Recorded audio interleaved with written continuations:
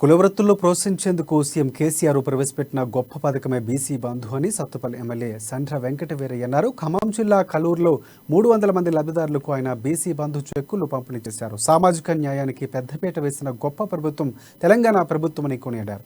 యాదవులకు గొర్రెలు ఇవ్వాలని, గౌడ సోదరులకు చెట్టు పన్ను రద్దు చేయాలని ఏ ప్రభుత్వం ఆలోచన చేయలేదని, వాటన్నింటినీ తెలంగాణ ప్రభుత్వం చేసి చూపించిందని వివరించారు.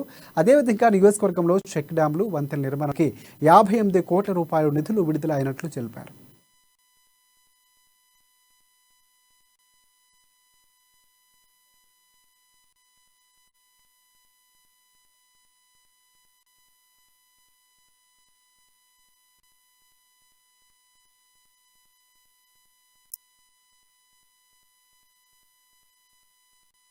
సత్తుపల్లి నియోజకవర్గంలో 300 మందికి, అందులో 3477 మంది అర్హత కలిగిన వాళ్ళు ఉన్నారు.